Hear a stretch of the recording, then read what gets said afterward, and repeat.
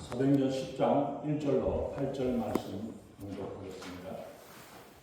가이사라에 고넬료라 하는 사람이 있으니 이탈리아 부베라 하는 군대의 백부장이라. 그가 경건하여 온 집안과 더불어 하나님을 경외하며 백성을 많이 구제하고 하나님께 항상 기도하더니 하루는 제90쯤 되어 환상 중에 밝기 봄에 하나님의 사자가 들어와 이르되 고넬료야 하니 고넬료가 주목하여 보고 두려워 이르되 주여 무슨 일이니까? 천사가 이르되 내 기도와 구제가 하나님 앞에 상달되어 기억하신 바가 되었으니 내가 지금 사람들을 요파에 보내어 베드로라 하는 시몬을 청하노. 그는 무두장이 시몬의 집에 익숙하니 그 집은 해변에 있다 하더라. 마침 일하던 천사가 떠남에 고넬료가 집안 하인 둘과 부하 가운데 경건한 사람 하나를 불러 이 일을 다 이루고 요파로 보내니라. 아멘. 기도하겠습니다.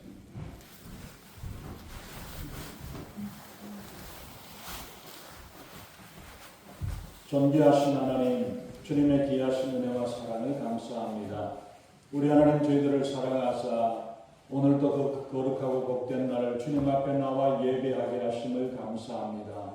이 시간 하나님, 우리의 마음이 온전히 주님을 향하게 하시고 주님의 말씀이 전해질 때에 우리의 마음을 열고 이 말씀을 받게 하시고 이 말씀이 살아 역사하는 말씀, 생명의 말씀으로 우리를 날마다 살리는 귀한 말씀 되게 우리 하나님 아버지 함께해 주시옵소서. 그 하나님 저희들이 주님이 주신 은혜와 능력으로 세상을 이기고 승리하며 살아가는 저희들에게 우리 하나님 아버지 함께해 주시옵소서. 부족한 적은 십자가를 그려주시고 오직 성령이 말씀하시고 성령이 기름 부으시는 복되고 귀한 시간 은혜의 시간으로 충만케 하시고 인도해 주시옵소서. 감사드리며 우리 주 예수 이름으로 간절히 기도합니다. 아멘. 요즘은 우주시대라고 이야기를 합니다. 그래서 얼마 전에 왕복 우주 여행을 갔다 온 사람들이 몇 명의 사람들이 그 여행을 갔죠. 거기에 비용이 우주 왕복선을 타고 한번 갔다 오는 게 얼마 들은지 아세요? 얼마 들었는지? 5,500만 불이 들었답니다. 근데 거기서 몇 사람들이 갔어요. 몇 사람들이 갔습니다. 근데 거기에 기껏 가봐야 아마 일주일도 안 갔던 것 같아요. 한 4, 5일 정도 가든가 이렇게 합니다. 그리고 한 주 정도 있는데 숙박비는 또 따로 해요. 먹는 거하고 잠자는 것까지 따로고 올라갔다 내려오는 비용만 그렇다는 이야기지. 근데 이제 조금 지나면 이제 한 30만 불 정도를 해가지고 왕복선 우주를 갔다가 내려오는 기거를 할 수 있도록 그렇게 하면은 더 많은 사람들이 아마 참여할 거라고 그렇게 합니다. 그런데 안전은 보장을 못합니다. 올라가다가 어떤 일이 생겨날지, 내려오다가 어떤 일이 되어질지, 그곳에서 어떤 문제가 생겨날지 그거는 보장을 하지 못합니다.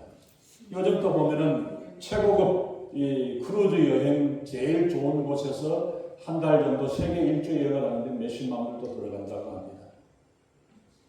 그러면은 천국 가는 티켓이라고 있다면은 돈으로 살 수 있다면은 얼마 정도 할 수 있을까요? 잠시 일주일 한 달 갔다 오는데도 그만큼 돈이 든다는데 천국은 영원히 보장이 되어 있습니다. 그 먹고 마시는 것까지 모든 게 다 보장이 되어 있고 하나님께서는 거기에서 예수님이 말씀하기를 처소를 예비하러 간다 그랬더니 이 처소를 영어로는 맨션이라고 했어요. 그러니까 우리가 가서 모든 그것들이 다 보장이 되어 있고 럭셔리하게도 모든 그것이 다 되어 있는 곳이 천국입니다. 그렇다면 이 천국이라고 한다면은 얼마 정도면은 천국 티켓을 우리가 얻을 수 있겠습니까? 하겠어요? 한 20여 년 전에 이거를 가지고 조사를 해봤는데, 조사를 했는데 평균 65만 불, 25년 정도, 25년 넘었던 이야기입니다. 요즘은 얼마 하는지 모르겠습니다만은 65만 불 정도라면 내가 천국 티켓을 사겠다라고 이야기하는 그게 있어요. 신약 성경에서 예수님의 비유도 천국을 가기 위해서 내 있는 것 다 팔아서라도 가야 되고 예수님 이야기를 내 눈이 범죄하면 눈을 빼서라도 가고 오른발이 범죄하면 오른발을 잘라서라도 가라고 이야기를 하잖아요. 그런 걸 볼 때 천국 가는 티켓이 우리에게 하루 이틀 며칠간 여행 갔다 올 자리가 아니고 영원한 삶을 살아가는 이러한 정도의 일을 간다고 한다면은, 그렇다고 한다면 또 그리고 그곳에서는 그 기간이 영원하고 그곳에서의 기간 동안에 뭐 한다고 그랬어요? 왕노릇을 하게 될 것이라고 이야기했어요. 이러면은 이거는 뭐 우리가 생각하는 최상의 서비스와 최상의 고급의 모든 것들을 다 해놓은 이러한 그것이 바로 천국의 삶이라는 것을 우리에게 보여주고 있습니다. 그렇기 때문에 천국의 가치는 값으로 계산할 수 없는 가성비가 최고의 것이 바로 천국 티켓이 아닐까를 생각을 합니다.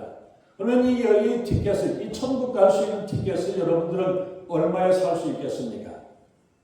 이 천국의 축복과 이 티켓을 우리 주님께서는, 예수님께서 값을 치러 주셨고 공짜로 우리에게 나눠주시겠다고 주님께서 약속해 주셨습니다. 여러분들이 천국의 영생의 티켓을 받았습니까? 가지고 있어요? 확실하게 나는 천국 갈 수 있다, 천국 간다, 천국 티켓이 확실하다라고 생각을 하고 있습니까? 아멘. 사도행전 10장에서 우리가 보았던 말씀이 교회의 시작이 2장에서 사도행전 2장에서 오순절 역사 이후로 10여 년 정도의 경과가 되어졌던 때의 일을 이야기합니다. 그때까지 복음은 유대인들에게 전파되었고 예루살렘만 있었고 사마리아 지역까지 이제 겨우 전파되었던 그러한 상태인데, 이제 10장에서 보면 유대와 사마리아를 떠나가지고 로마에서 온 고넬료라는 사람을 통해서 복음이 유대인들에게 넘어서 이방인들에게까지 복음이 전해지고 증거되어지는 역사가 나타났습니다. 그래서 사도행전 10장에 나와 있는 고넬료의 이야기가 10장 전부를 다 포함을 하고 있고 11장에서도 반 정도까지를 고넬료에 대해서 이야기를 계속을 하고 있습니다. 이만큼 한 사람에 대해서 이렇게까지 길게 이야기를 하고 설명을 하고 있다는 것은 그만큼 중요한 일이고, 이것은 지금 오순절, 이 사도행전 2장에서 나타났던 오순절 역사와 같은 이방인들의 오순절의 역사가 이때에 일어났다는 사실을 말씀을 하고 있습니다. 물론 이전에도 이방인들에게 복음이 전해지기도 했지만은 본격적으로 이방인들에게 복음이 전파되어지는 것은 바로 이 경건한 사람 고넬료라는 사람을 통해서 이루어졌다는 것이 보여지고 있습니다. 근데 이 고넬료는 가이사라에 주둔하고 있는 로마 제국의 백부장으로서, 가이사라는 당시의 유대 지역에 통치하는 중심지로 로마의 총독이 그곳에 거주를 하고 있습니다. 예루살렘에서 북서쪽으로 한 65마일 정도 떨어져 있고, 사도행전 9장에 나오는 요빠에서 이야기하고 있는 요빠하고는 30마일, 한 50km 정도 떨어져 있는, 북쪽으로 떨어져 있는 항구 도시입니다. 갈멜산 남쪽 지중해의 연안에 자리 잡은 아름다운 항구 도시로서 교통의 요지이고 전략적인 기지고, 당시 말씀드렸던 총독의 관저가 있는 로마의 군대가 거기에 주둔을 하고 있습니다. 이 로마의 군대에 이탈리아 부대라는 부대의 백부장으로 고넬료는 있습니다. 다른 부대는 보면은 그 지역에 있는 사람들이라든지 아니면 다른 식민지 지역에서 군사를 징발을 해가지고 소집을 해가지고 군대를 편성을 해가지고 그렇게 지휘를 합니다. 그런데 이탈리아 부대라고 이야기하는 것은 로마 제국의 이탈리아의 정예병들이 데리고 왔던 그 오래전부터 있었던 이 정예병들을 이야기를 합니다.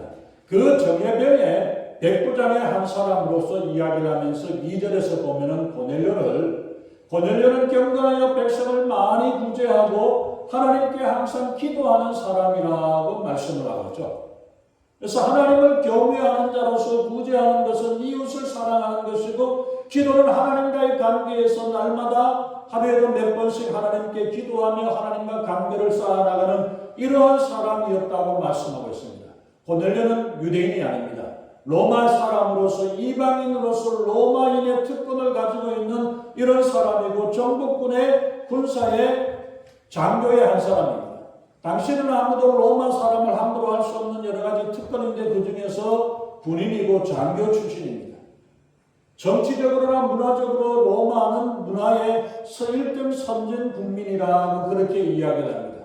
그런데 그 사람은, 고넬료는 하나님을 섬기는 경건한 사람이라고 이야기를 하고 있죠. 경건하다는 말은 하나님께 예배를 드린다, 이러한 원래의 뜻이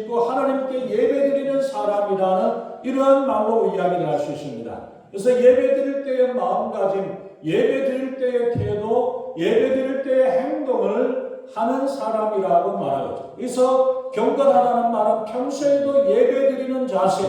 우리는 예배 드릴 때 보면은 예배 드릴 때 옷을 주일날 교회 올 때도 옷을 조심해서 살펴서 오고, 예배 드릴 때도 함부로 극장에서 구경하듯이 아니면 커피숍에서 앉아서 커피 마시듯이 이런 자세보다는 하나님 앞에서 내가 예배를 한다는 이런 마음 자세의 모습인데, 이 고넬료는 예배 드릴 때만이 아니라 언제 어디서든지 하나님께서 나를 보시고 나와 함께 하신다는 이 생각을 가지고 살아가는 사람, 일을 할 때나 밥을 먹을 때나 사람을 만날 때나 대화를 할 때나 바로 이러한 가운데서 모든 일을 주님께 하듯이 하는 그런 모습으로 살아가는 사람이라는 것을 말합니다.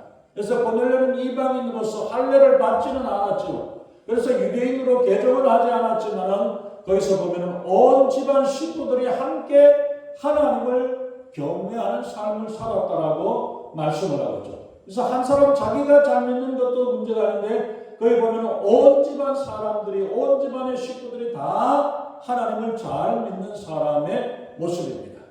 집안의 모든 사람이 하나님을 경외하고 믿고 섬기는 가정이었습니다. 가족들뿐만 아니라 집안의 하인들과 그 수하에 있는 사람들까지 다 믿는 사람이었습니다.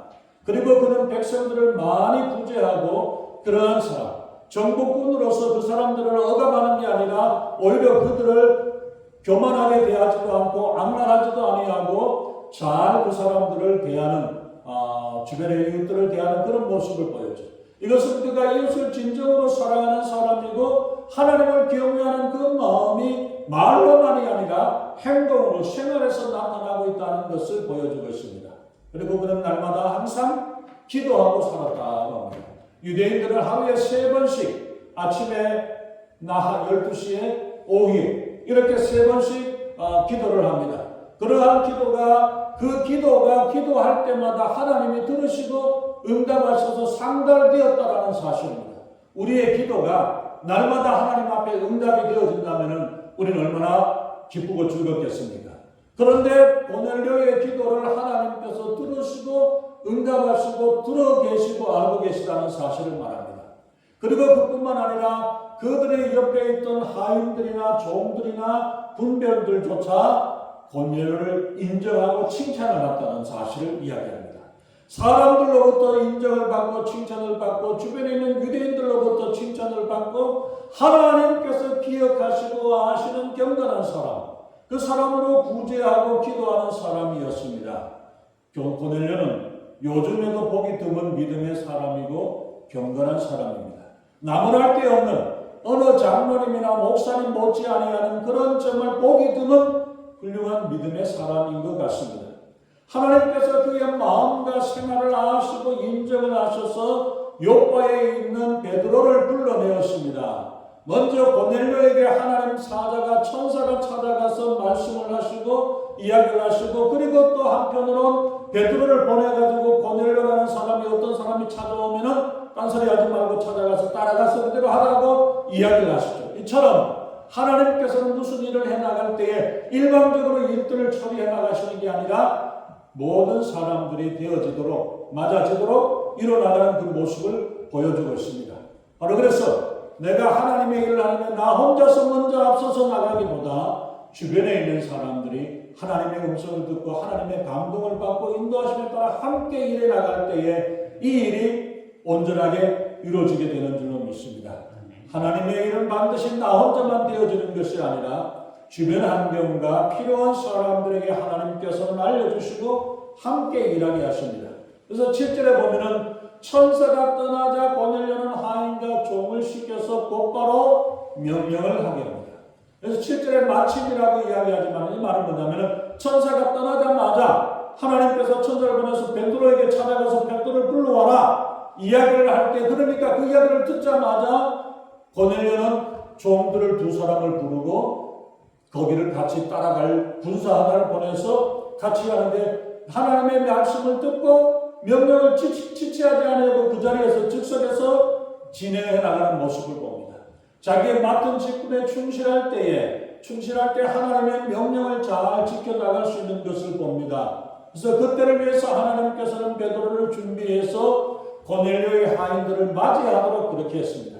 그래서 우리가 읽어보지 않았습니다만 11절에서 보면은 베드로가 기도하는 중에 환상이 들어왔는데 네 큰 보자기가 네 개의 기둥에 줄에 매여 달려가지고 내려오는데 그 보자기 안에 각색 짐승들이 네 발 가진 짐승과 기는 짐승과 여러 가지 짐승들이 거기에 다 있습니다. 거기는 깨끗한 짐승도 있고 더러운 짐승도 있고 다 그러한 가운데 있는 모습을 보여주고 있죠. 유대인들은 자기들은 깨끗하고 경건하며 이방인은 더럽고 악한 것이 것 같다고 그렇게 생각을 합니다. 그러나 하나님 보시기에는 모두가 다 더러운 죄인이라고 말씀을 합니다. 내가 보기에 나는 깨끗하고 의로운 것 같지만 모두가 죄인이라는 사실을 기억해야 합니다. 근데 베드로가 그 모습을 보고 하나님께서 거기에 있는 짐승들을 잡아먹으라 이야기를 하니까 14절에서 보면 베드로가 뭐라고 합니까? 주여 그럴 수 없습니다. 그럴 수 없나이다. 3번씩 하나님께서 보자기의 환상을 보여줘가지고 보라고 이야기를 하고 말씀을 하시는데 그런데 볼 수 없다, 할 수 없다라고 이야기하고 있는 그 모습을 봅니다. 아마 베드로의 생각에 나는 하나님이 하지 말라는 것은 하나도 하지 않았습니다. 나는 말씀을 다 지키고 율법을 다 지켜왔습니다라고 말하는 마음속에 교만이 마음속에 있었을지 모릅니다. 근데 율법주의에 빠져서 하나님의 명령도 들리지 아니하고 하나님이 말씀하시는데 거역을 하려고 합니다. 지금 베드로에게 하나님께서 뭐라고 하십니까? 먹으라 이야기를 하는데 아니요 나는 못 먹습니다. 나는 하지 않습니다. 이건 더러운 것입니다. 할 수 없습니다. 자기 입으로 주님이라고 이야기를 하면서 주님의 말씀에 거역을 하겠다라고 불순종하겠다라고 이야기합니다. 주님이 왜 주님이 되십니까? 우리를 주장하시고 명령할 수 있는 분이에요. 그게 주님이 아니에요. 주님이 나는 이거 하겠습니다. 아니 그거 하지 말고 저거 해 라고 명령할 수 있는 분은 주님이지. 주인입니다. 그렇기 때문에 주님이라고 하는데 주님이라고 이야기하면서 주님 말씀 안 듣겠습니다 라고 말한다는 것은 내가 주님을 주님으로 인정하지 않는다는 것과 마찬가지입니다.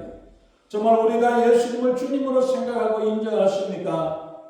그러면 우리는 주님의 말씀에 순종해서 예 주님 예 알겠습니다 라고 우리가 대답해야 할 것입니다. 주님 아닙니다. 내 생각은 다르습니다. 내 생각은 그렇지 않습니다. 나는 이렇게 하겠습니다 라고 말할 때 no, 아니요 라고 이야기를 할 수 있게 그것은 이미 주님을 주님으로 인정하지 않는다는 것입니다. 나 주님의 말씀보다 내 뜻이나 내 주장이 더 중요하고 내 생각이 더 중요하다는 것을 이야기를 하겠다는 거죠. 베드로가 이 환상을 보고 고민을 하던 중에 고넬료가 보냈던 사람 50km가 되는 거리에 있으니까 하루 종일을 걸려가지고 그 다음날 도착을 해가지고 기도하는 시간에 왔습니다. 그때 왜 하필 유대주의에 짙은 베드로에게 이 일을 맡겼을까요? 사도행전 8장 40절에 보면은 빌립 집사가 가이사라 지역에서 복음을 전하는 그 일들을 하고 있었는데 그런데 베드로가 요파에 있는 베드로를 불러 그까지 가가지고 베드로를 불러가지고 고넬료에게 말씀을 전하게 하라고 그렇게 이야기합니다. 우리가 지난 시간에 그 전에 보았던 대로 빌립은 이방인 에티오피아 내신을 전도했던 경험이 있었습니다. 그런데도 불구하고 하나님께서는 베드로 사도에게 이 역할을 맡겨주셨던가를 볼 때에 각각의 주어진 역할과 임무가 다르고 교회 안에 질서가 있다는 사실을 보여주고 있습니다. 베드로와 빌립에 맡은 일이 다르고 목사와 집사의 직분이 다르고 베드로를 통해서 예루살렘의 유대사회, 유대 그리스도인들의 교량 역할을 하도록 하기 위해서 사도들의 인정을 받을 수 있도록 베드로가 복음을 전함으로 고넬료를 소개할 수 있도록 그렇게 하게 하셨던 것입니다. 근데 22절에서 보면은 10장 22절에서 보면은 하인들이 주인 고넬료를 소개할 때에 고넬료는 의인이요 하나님을 경외하는 사람이라고 이야기합니다. 주인이 있는데 앞에서는 싫은 소리 못하죠. 좋은 소리를 해줘야 합니다. 그러나 주인이 보지 않고 없는데도 불구하고 이 사람은 우리 주인은 너무나 정말 훌륭한 사람이고 의인이고 경건한 사람이고 하나님을 경외하는 사람이라고 같이 이야기할 수 있다는 것. 이거는 정말 그 사람이 다른 종업원들 종들이 얼마나 주인에 대해서 인정을 하고 리스펙을 하고 있는가를 보여주고 있죠. 형식적인 칭찬이나 복종이 아닌 진심으로 우러나오는 칭찬을 하고 있다는 것. 그만큼 고넬료는 그런 인정을 받고 있습니다. 우리 간 이야기로 보면 세 사람 네 사람이 대화하고 이야기를 하다가 화장실 가고 싶어도 못 갑니다. 왜 못 가는지 아세요? 내가 가면 내 뒤에서 내 욕할까 봐. 그래서 사람들이 여자분들은 어떻게 같이 가자 그래요. 화장실 가도. 그러면은 냅두면 혼자서 있든지 둘이 있든지 하면은 힘을 못 보거든요. 그게 우리 지금 현재 우리들의 모습이 아닌가 이걸 우리가 생각할 수 있죠. 근데 이제 베드로가 고넬료를 어떻게 해서 찾아가게 되었습니다. 10장 24절에서는 보면 고넬료가 베드로를 기다리는 모습을 보여주는데 그는 일가 친척과 가까운 친구들을 모아놓고 기다리고 있습니다. 여러분들은 몇 사람을 불러드릴 수 있습니까? 내가 맛있는 걸 해주고 좋은 걸 해주고 그걸 하는데 내가 몇 명을 정말 내가 부르면은 기꺼운 마음으로 찾아와 줄 수 있는지도 한번 생각을 해봐야 되겠죠. 일가의 친척들과 가까운 친구들을 다 불러 모아갖고 자기 집안에 가득하게 사람들을 불러 모았습니다. 이게 왜 그렇게 가능합니까? 평소에 좋은 관계를 맺어 두었기 때문에 언제든지 내가 필요할 때 부르고 찾을 때에 찾아올 수 있다는 사실을 보여주고 있습니다. 평소에 좋지 않는 모습으로 보이고 있다가 주일날 교회 가자 그러면 누가 가겠어요? 너나 가세요. 너나 잘 믿으세요.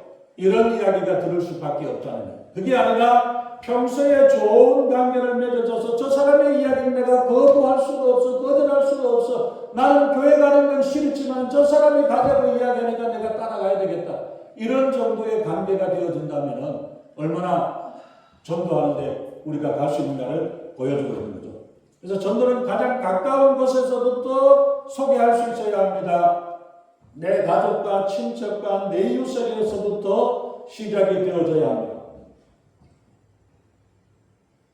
33절에 고넬료는 이야기합니다. 10장 33절. 이제 우리는 주께서 당신에게 명하신 모든 것을 듣고자 하여 다 하나님 앞에 있나이다.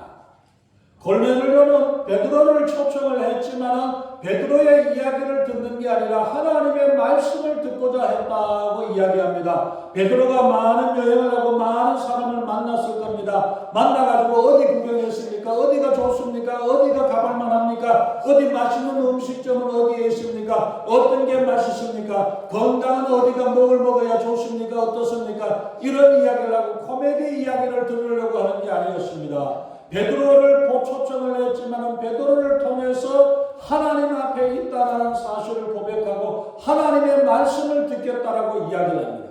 목사가 설교를 한다면서 엉뚱한 소리를 해서도 안 되지만 우리가 어떻게 말씀을 들어야 하느냐, 말씀을 듣는 자세를 얼마나 중요한가를 보여주고 있습니다.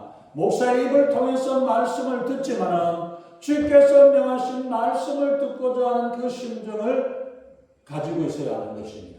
하나님이 말씀하시고 이 말씀을 내가 듣겠습니다라는 이 마음 자세가 우리가 써야 되는 거고, 그리고 사람 앞에 있는 것 같지만 그 자리가 하나님 앞에 있다라는 사실을 우리는 기억해야 합니다.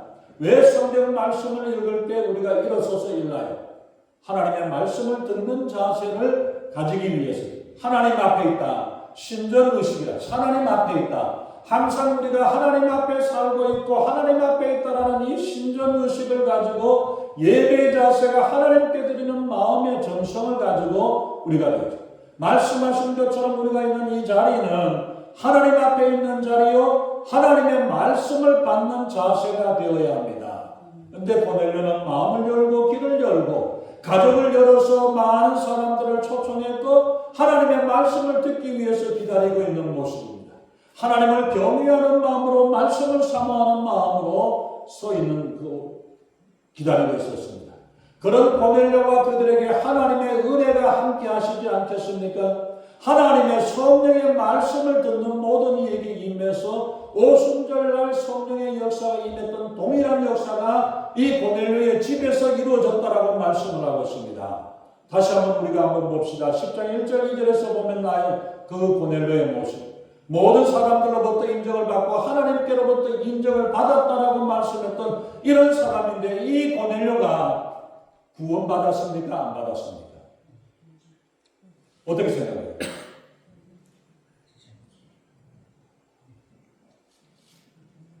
자, 제가 지금 고넬료에 대해서 한참 이야기했잖아요. 고넬료 구원받은 사람입니까? 안 받은 사람입니까? 구원받았다고 생각하는 사람 손 들어보세요. 이런 사람이 구원을 안 받으면 누가 구원받을까? 라고 생각되어지는데 구원받지 못했어요. 무슨 정신병력 같은 소리고 어떻게 말이 가능합니까? 구원받았어요? 안 받았어요? 이렇게 열심히 기도하고 구제하고 경건하고 모든 일에 나무랄 것 없는 이 고넬료가 구원받지 못했다면 덜컥거리죠. 그럼 우리는 어떻게 하나? 나는 어떻게 하나? 구원받지 못했다는 것. 그는 경건했고 하나님을 경외하고 항상 기도하는 고넬료라고 말씀하고 하나님께서 인정하는 사람이라고 되었고 그만하면 됐지 얼마나 더 할 수 있느냐라고 말하시는 그러한 사람이에요. 목사나 전도사가 아닌데 교회 등록도 하는 평신도인데 교회도 가보지도 않은 사람인데 금메달감 1등 신자인데 이 사람이 구원받지 못했으면 누가 구원받게 되겠습니까? 진짜인지 아닌지 어떻게 알 수 있어요? 11장에 있는 말씀 한번 보시기 바랍니다. 자, 11장 13절 4절 말씀 한번 외워보세요. 자, 11장 13절 그가 우리에게 말하기를 천사가 내 집에 벗어서 말하되 내가 사람을 요바에 보내어 베드로라 하는 시몬을 청하라. 그가 너와 내 온 집에 구원받을 말씀을 내게 이르리라. 고넬료의 집에 고넬료가 구원받았다는 이야기입니까? 아닙니까? 구원받았으면 구원받을 거라고 이야기를 할 리가 있습니까? 안 받았으니까 못 받았기 때문에 지금 내가 천사를 보내가 베드로를 보내갖고 너에게 구원 얻을 말씀을 전할 테니까 그거 듣고 믿으라는 이야기 아닙니까? 그러니까 지금 아직 고넬료는 구원받지 못했다는 이야기예요. 우리가 생각할 때 1등 신자고 1등 집사감이고 1등 장로감이고 목사해도 될 사람인데 이런 사람인데 구원을 안 받았다면 그럼 누가 구원받고 어떻게 구원받을 수 있다는 이야기입니까? 우리 주변에 많은 종교인들이 있습니다. 이런 사람들 보면 나무랄 것도 없이 착한 일이고 열심히 있는 사람이었습니다. 저도 어렸을 때 착한 사람으로 다 동네에 소문난 사람이었어요. 근데 예수 안 믿으니까 구원 못 받더라고요. 열심히 믿어 기도하고 성경도 읽고 전도하고 구제하고 열심히 하나님을 섬기고 열심히 하는 것 같지만은 그러나 그 마음에 아직 예수 그리스도가 없다면 성령을 그 마음에 모시지 않았다면 그는 아직도 크리스찬이 아닙니다. 예수 믿는 사람이 아니라는 것입니다. 하나님의 자녀가 아닙니다. 거듭나지 못했습니다. 제가 만난 많은 사람들 중에서 구원받지 못한 그러면서도 열심히 종교생활하고 열심히 신앙생활하는 사람들이 많이 있었습니다. 어떻습니까? 어떤 사람은 열심히 예배에 참석하고 봉사하고 헌신하고 열심히 믿었지만 구원받지 못한다면 어떻게 되겠습니까? 구원받지 못했던 증거가 고넬료가 구원받지 못했다라는 사실을 생각하면 우리의 마음이 뜨끔해지지 않습니까? 그런 사람의 잘못은 자기가 열심히 내어서 구원받을 줄 아는 데 있습니다. 에베소서 2장 8절 9절에 있는 말씀을 보시기 바랍니다. 너희가 그 은혜를 인하여 믿음으로 말미암아 구원을 얻었나니 이것이 너희에게서 난 것이 아니요 하나님의 선물이라. 행위에서 난 것이 아니니 이는 누구든지 자랑치 못할 것이라고 말씀하였죠. 네가 잘나가지고 너가 행동으로 어떤 일들을 해가지고 뭔가 얻을 수 있는 것이 아니다. 하나님의 나라는 네가 열심히 한다고 되어지는 것이 아니라는 사실, 믿음으로 하나님이 주신 은혜를 믿음으로 받을 때에 구원을 얻게 된다는 사실을 말씀합니다. 우리의 선한 행위나 경건의 모양이나 거룩하게 종교 행위를 한다고 해서 얻어지는 것이 아니고 구원은 모든 사람, 모든 민족에게 주어질 수 있지만은 예수 그리스도를 복음을 듣고 주님의 십자가의 죽으심과 부활 그리고 재림하신 예수 그리스도를 믿어 제사함을 받아서 구원을 얻게 되어지는 것입니다.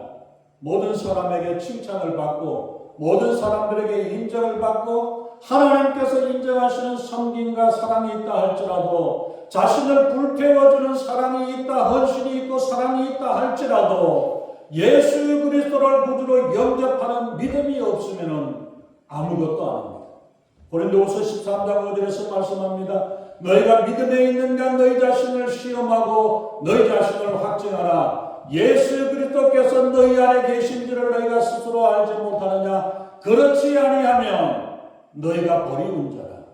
하나님의 자녀가 버리워진 자라는 사실을 말씀하고 있습니다. 예수 그리스도가 내 안에 계셔야 되고 성령이 내 안에 계시지 않으면 우리는 버리운 자라고 말씀을 하고 있습니다. 그렇기 때문에 내가 구원받았느냐 아니냐, 구원의 확증이 있느냐 없느냐가 얼마나 중요한 것을 보여주고 있습니다. 구원받았는지, 받지 못했다면 구원의 길을 인도하고 그 길을 따라가야지 잘못된 길에서 헤맬 수가 없기 때문입니다. 그리고 구원받았으면서도 아직도 내가 열심히 더 해야 되고 더 해야 되고 더 해야 되고 이렇게 해야만 되어지는 줄 알고 있는 이런 기쁨이 없이 신앙생활하는 그런 잘못된 것들을 해결해야 돼요. 구원을 받았는데도 잊어버리고 살아가는 사람들에게 다시 한번 구원에 대한 확신을 가지는 것이 중요합니다. 자, 로마서 8장 9절에서 말씀합니다.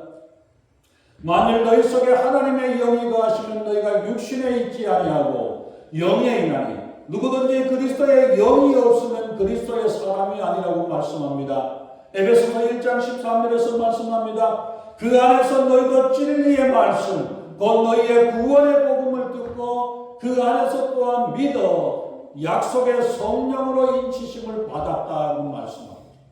우리가 진리의 말씀 구원의 복음을 듣고 믿음으로 약속의 성령으로 인쳐서 너는 내 것이라 하나님께서 도장 찍으시고 하나님께서 인정해 주시는 하나님의 자녀다, 너는 내 것이라고 주님께서 인정할 때에 우리가 구원의 확신을 가지고 믿음으로 우리가 살아갈 수 있게 되는 겁니다. 우리가 인간적으로 보기에는 완벽하고 모자랄 것이 없는 사람이었습니다. 경건하고 하나님을 경외하고 구제하고 하나님께 항상 기도하는 사람이었습니다. 거의 완전한 사람이었습니다. 그러나 그것이 전부가 아닙니다. 그 속에 그 마음에 그리스도의 영 성령이 함께 하시지 않으면 아무것도 아니라고 말씀합니다. 그동안 수고한 모든 것들이 다 헛수고가 될 수 있습니다. 나는 열심히 다했는데 최선을 다했는데 내 열심과 수고가 아닌 예수 그리스도가 나의 구주요 나의 하나님임을 고백하고 영접하지 않으면 우리는 하나님과 아무런 상관이 없는 사람입니다. 나 성령이 함께 하셔서 너는 내 것이다 인정하시는 그 사람이 진정한 하나님의 사람입니다. 오늘 이 시간 우리 믿음에 점검해 보시기 바랍니다. 지금까지 내 믿음은 내 생활은 어떠했습니까? 열심히 살아왔고 기도하고 봉사하고 섬겨왔다고 하지만은 과연 내 안에 예수 그리스도가 내 안에 그리스도의 영이 거하시는지 성령이 내 안에 계시는지 성령의 음성을 듣고 그 음성에 따라 순종하며 살아가는지를 확인해 보시기 바랍니다. 그리고 혹 아직도 확신이 되지 않는다면 이 시간 예수 그리스도께 내 마음에 내 심령에 함께 하셔서 나의 주님이 되시고 나의 구주가 되시도록 내 마음을 열고 예수님을 모셔드려야 합니다.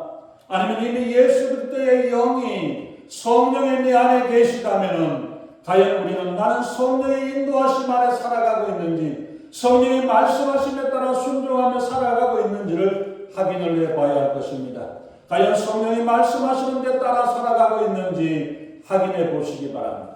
그리고 다시 한번 이 시간 우리의 구주이시여 주님이신 예수님께 내 마음을 열고 예수 그리스도가 나의 주님 되심을 고백하고 성령의 말씀하신 대로 살아갈 것을 재헌신하며 첫사랑을 회복하며 살아갈 수 있기를 바랍니다. 성령의 말씀하심과 인도하심에 순종하며 살아가는 귀한 심령들이 되시기를 예수님의 이름으로 축원합니다. 아멘. 기도하겠습니다. 오늘은 경건하고 구제하고 기도하며 하나님을 섬기는 믿음의 사람이었습니다. 그럼에도 불구하고 구원받지 못해 베드로를 통해서 구원을 말씀을 증거하게 되었고 그 말씀을 받음으로 성령을 받아서 하나님 구원 얻는 놀라운 역사를 주님께서 허락해 주셨습니다. 하나님 우리는 어떻게 신앙생활하고 왔었는지 어떻게 하나님을 믿는다고 하면서 믿어왔는지 예수 그리스도가 나의 구주가 되시고 주님이 되심으로 주님의 인도하심에 따라 살겠습니다. 이 헌신이 우리의 심령에 온전히 되어졌는지를 우리 자신을 살펴보는 저희들에게 주님 인도해 주시옵소서. 그래서 예수 그리스도가 성령의 그리스도의 영이 내 안에 거하시고 나를 인도하시고 나를 주관하사 나에게 이끌어주시고 말씀하신 그 말씀대로 살겠습니다. 이 헌신으로 주님 앞에 살아가고 있는지 우리 자신을 다시 한번 살펴보는 저희들에게 우리 하나님 아버지 역사하시고 인도해 주시옵소서. 정말 저희들에게 하나님 예수 그리스도가 나의 구주가 되시고 주님이 되셔 주님이 인도하신 대로 믿음으로 살아가 기쁨과 감사와 감격함이 있게 하시고 하나님의 성령의 놀라우신 역사들로 나를 주관하고 나를 이끌어주시고 인도하시는 놀라운 역사들이 날마다 우리의 삶 가운데 이루어지는 귀한 역사되게 우리 하나님 아버지 역사하시고 인도해 주시옵소서. 감사드리며 우리 주 예수님 이름으로 간절히 기도합나이다. 아멘.